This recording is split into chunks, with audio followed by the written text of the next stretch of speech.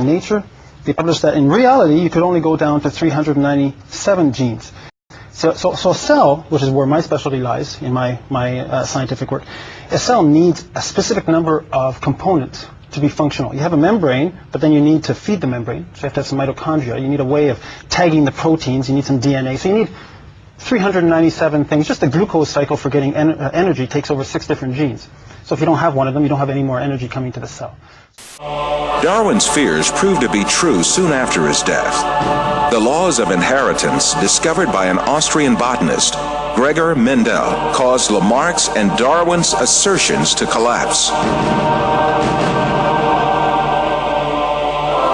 The science of genetics that developed at the beginning of the 20th century proved that it was not acquired physical traits, but only genes that were transmitted to subsequent generations. This discovery made it clear that a scenario suggesting that acquired traits accumulated from generation to generation and generated different living species was implausible. In other words, there were no inheritable variations for Darwin's proposed mechanism of natural selection to choose from. Subsequently, the theory of evolution as advanced by Darwin has been collapsed early in the 20th century. All the other efforts by evolutionists in the 20th century could do nothing but only confirm that natural selection had no evolutionary power.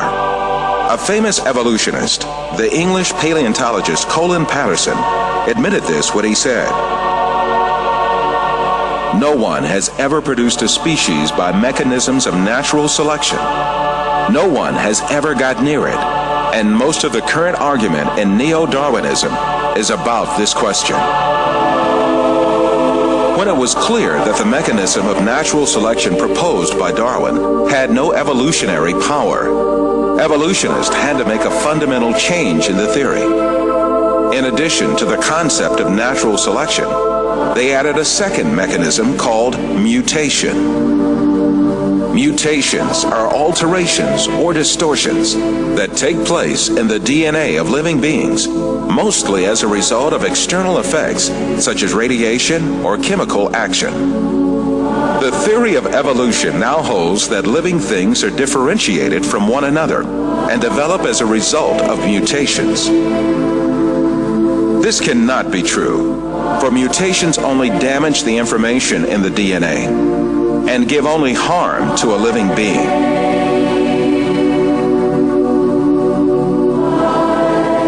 No beneficial mutation has yet been observed either in nature or in laboratories. Since mutations do not add new genetic information, it is impossible for living beings to acquire new organs through mutations.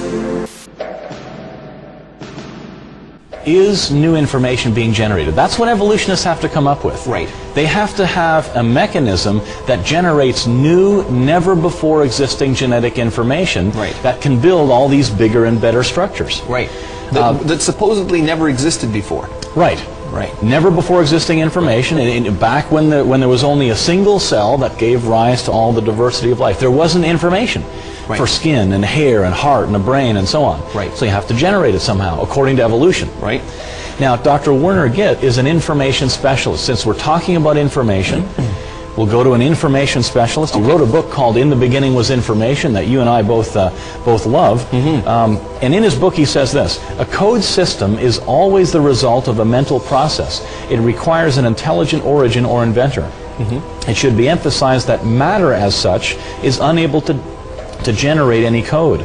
All experiences indicate that a thinking being voluntarily exercising his own free will, cognition, and creativity is required. He goes on to say, there is no known law of nature, no known process, and no known sequence of events which can cause information to originate by itself in matter. Right. This is why Professor Richard Dawkins, one of the most renowned advocates of the theory of evolution of our day, hesitates when he is asked to give a single example that increases the genetic information. Professor Dawkins, can you give an example of a genetic mutation or an evolutionary process which can be seen to increase the information in the genome?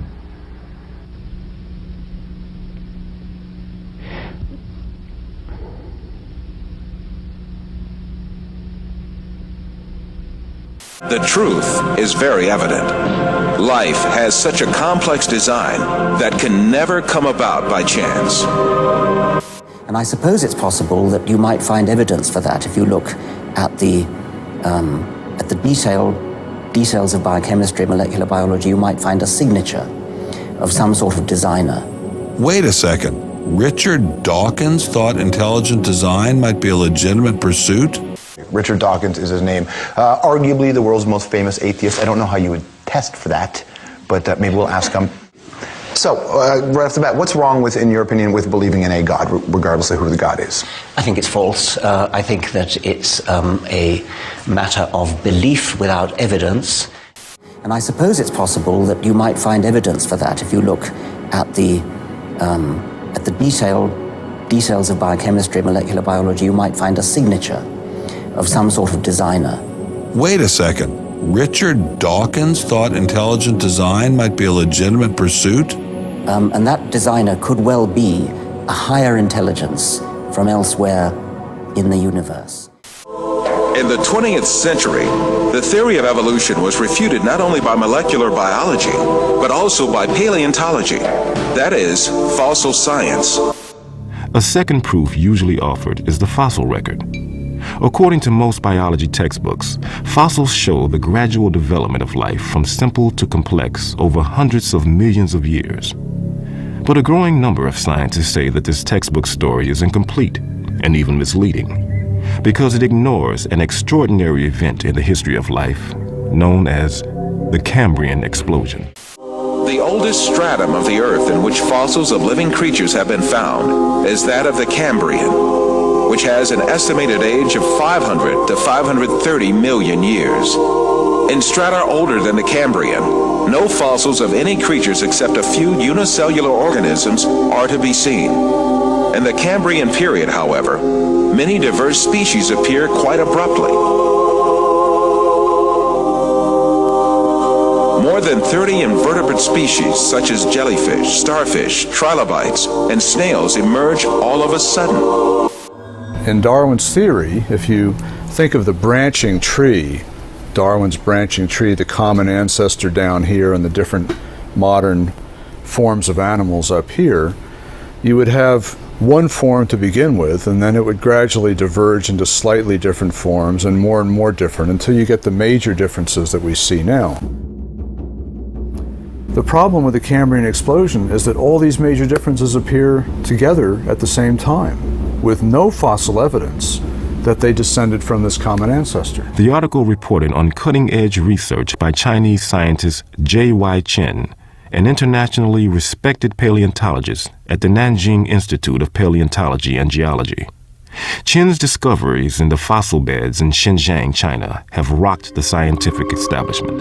Located in the province of Yunnan in southern China, Xinjiang has some of the world's best preserved fossils from the Cambrian era. Darwinism has maybe only telling a part story for evolution.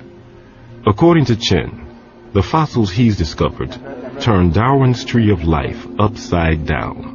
Darwin's tree, reverse concept, very unexpectedly, our research is convincing major phyla starting down below at beginning of Cambrian. Base is wide, gradually narrow, so this is almost turned on different way. This situation refutes the theory of evolution for sure, because Darwin wrote in The Origin of Species, if numerous species belonging to the same genera or families have really started into life all at once, the fact would be fatal to the theory of descent with slow modification through natural selection. This fatal stroke that frightened Darwin comes from the Cambrian period, right at the outset of the fossil record. No fossil remains supporting evolution have ever been unearthed in excavations conducted in every corner of the world. Professor Roberto Fondi is a specialist in paleontology. He teaches at the Department of Earth Sciences in the University of Siena in Italy. You may be surprised to know that the fundamental assumptions upon which evolutionary thinking is based are not at all confirmed by paleontology. All the biological groups, from bacteria and blue-green algae to man, appear abruptly in the fossil record without any links connecting them with each other. Why is it then that so many people believe the fossils prove evolution? Evolution is presented to grown-ups and taught to the very young as a fact that has been verified and demonstrated for so long that it is a waste of time and even ridiculous to question it. So, what is the truth of the matter? Well, there is a history book of the past, and that is the rocks and the fossilized remains in them. So, it is up to the paleontologist to read that book and give the answer. And what do you read in that book, Professor? The fact is that after nearly 2 centuries of intense research, the paleontological evidence for evolutionary theory is not only rare, but highly questionable. The point is that if evolution had really happened, the evidence would be in great abundance and incontestable. The museums would be overflowing with fossils, clearly documenting the transitions between the various biological groups. Yet there are none. Moreover, there is no indication that the situation will change in the future. Those very few fossils which are claimed to show some kind of evolutionary link, such as the amphibians Ichthyostica and Simoria, the reptile Proplogognathus, the bird Archaeopteryx, and the Australopithecine ape called Homo habilis are very far from conclusive. Faced with these realities made clear by the fossil record, evolutionists directed all their attention to the claim that man evolved from ape-like creatures. 6,500 different ape species have lived so far, and the majority of them are extinct. The skulls of these extinct apes, both big and small, constituted a great resource for evolutionists on which to exercise their imaginations freely. Arranging the skulls of these extinct ape species from the smallest to the biggest, and adding some skulls of vanished human races to the series, evolutionists concocted the scenario of human evolution.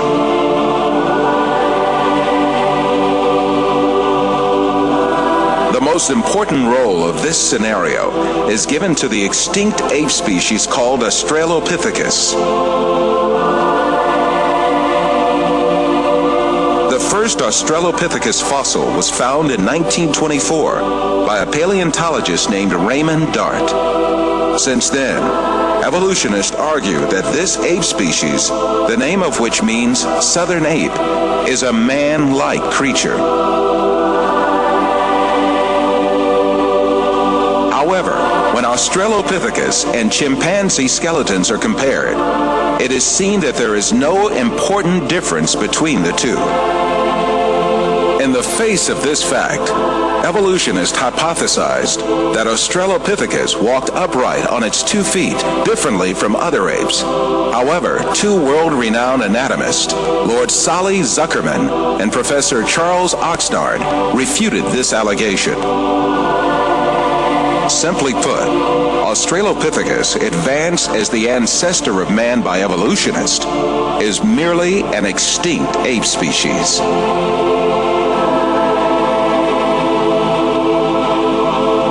On the other hand, fossils that are included by evolutionists under imaginary classifications, such as Homo erectus, Homo ergaster, or Homo sapien archaic, in fact belong to different human races. When these fossils are inspected, it is seen that their skeletons are essentially the same as those of people living today.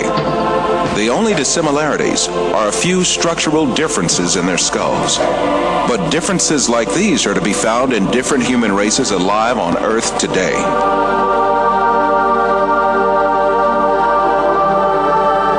The famous evolutionist paleontologist Richard Leakey admits that the difference between the skulls classified as Homo erectus and those of modern men is only racial. These differences are probably no more pronounced than we see today between the separate geographical races of modern humans.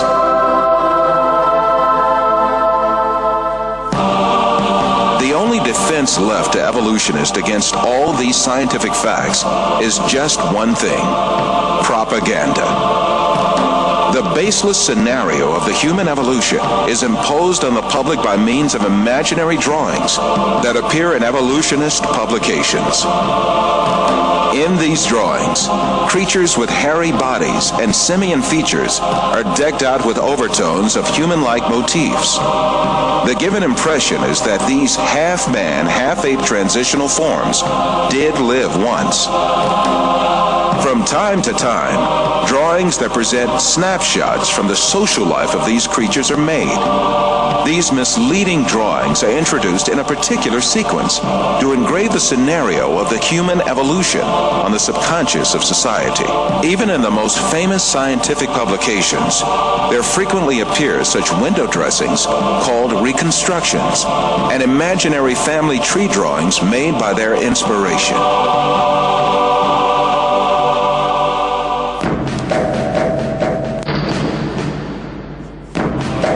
The imaginative power of evolutionists is not limited to fictional drawings and models. They go even further and shoot movies in which imaginary half-man, half-ape creatures act. However, all of these are pure deception.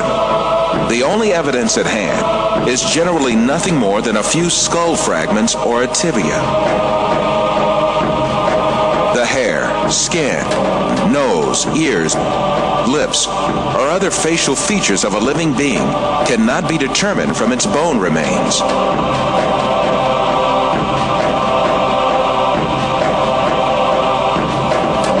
Evolutionists shape these soft tissues, which leave no trace in the fossil, to suit the purposes of their theory, and produce imaginary reconstructions in their workshops.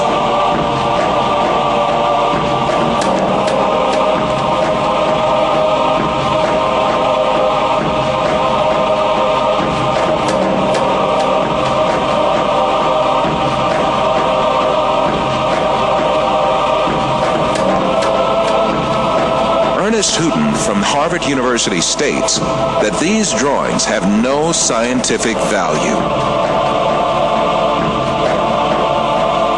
You can, with equal facility, model on a Neanderthaloid skull the features of a chimpanzee or the lineaments of a philosopher. These alleged restorations of ancient types of man have very little, if any, scientific value and are likely only to mislead the public. Evolutionists go so far in this subject that they can even invent very different faces for the same skull.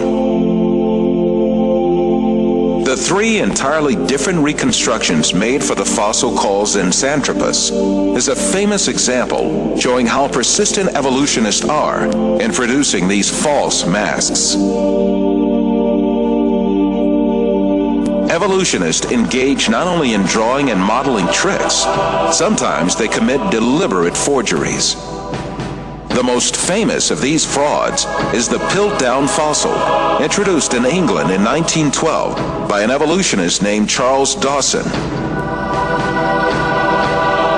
This fossil was presented as the most important transitional form between ape and man and was displayed in museums for more than 30 years. Experts who re-examined the fossil in 1949 discovered that it was a forgery that had been produced by attaching an orangutan's jaw to a human skull.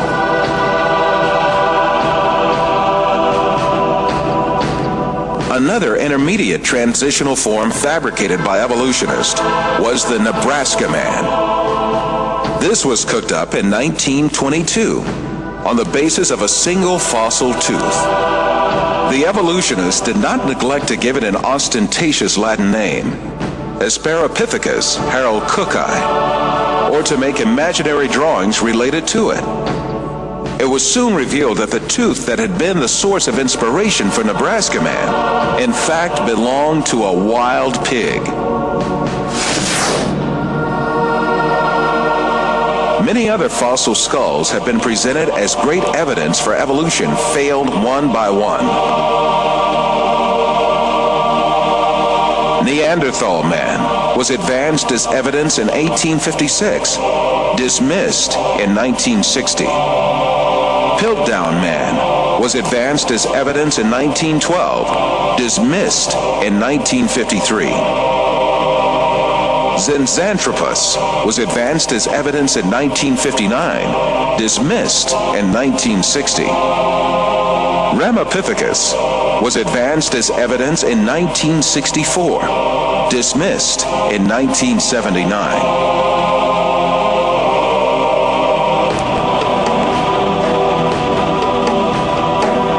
Despite all these facts, these skulls are still presented to the public through the media and in some evolutionist textbooks as if they were scientific facts. In many countries, an important part of the society supposes that evolution is a proven fact. A great deal of this so-called evidence of evolution, much of which has been dismissed by evolutionists themselves, is still presented to school children in their textbooks, where they are depicted as the ancestors of man.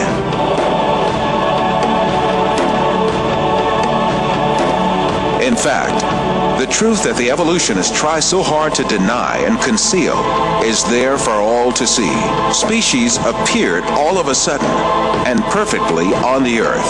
That is, they were created. The divine creator, ruling over the whole of nature, created all kinds with their unique and perfect traits. That divine creator is Allah, the one and only God. He is the Lord of the heavens, the earth, and all that is between them.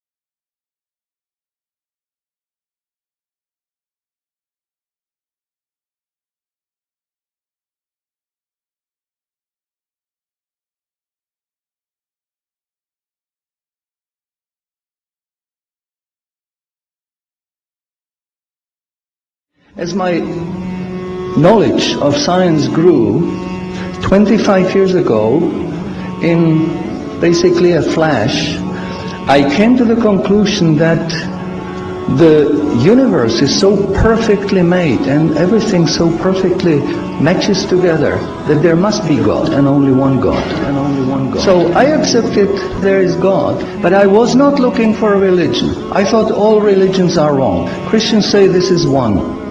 The Jews said Jews are chosen people, and if you're not Jew, you're not chosen. And about Islam, I only had negative information. So how does one distinguish with all the different ways of life, calling to people, telling them that they're the only way? How do we distinguish what's the right way with all this confusion? First of all, let's get this straight. It has to be really easy to tell if Islam is a true religion or a fake religion. And it has to be real easy to see which religion on earth is the one from Allah and which is the one from men, from devils, from con men, what have you.